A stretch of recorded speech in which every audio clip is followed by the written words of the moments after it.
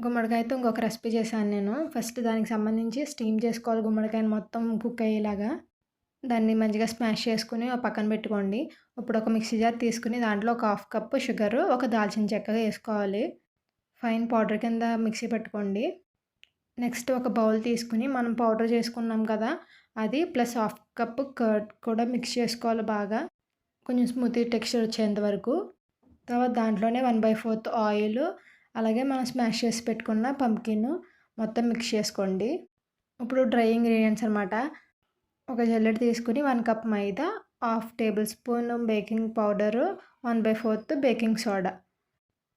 Next అది కూడా కలిపేసుకున్న తర్వాత కొంచెం వెనిల్లా ఎసెన్స్, కొంచెం టెక్స్చర్ బాగా రావడానికి కొంచెం అక్కడక్కడ మిల్క్ యాడ్ చేసుకుంటూ ఒక 5 మినిట్స్ మిక్స్ చేసుకోండి. నేనైతే కేక్ చేస్తున్నాను, పంప్కిన్ కేక్. కొంచెం వెరైటీగా ఉంది కదా! నాకు కూడా అలాగే అనిపించింది. టేస్ట్ మాత్రం చాలా బాగుంది. అసలు ఎక్స్పెక్ట్ చేయలేదు.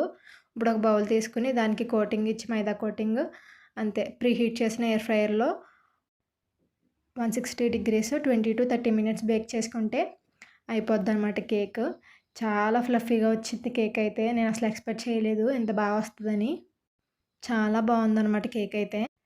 మీరు కూడా ట్రై చేసి ఈ రెసిపీ ఎలా వచ్చిందో కామెంట్ చేయండి నాకు. గుమ్మడికాయతో ఇంకొక రెసిపీ చేశాననమాట. అది మన పాతకాలంది. అది నెక్స్ట్ వీడియోలో అప్లోడ్ చేస్తాను. అదేంటో గెస్ చేయండి.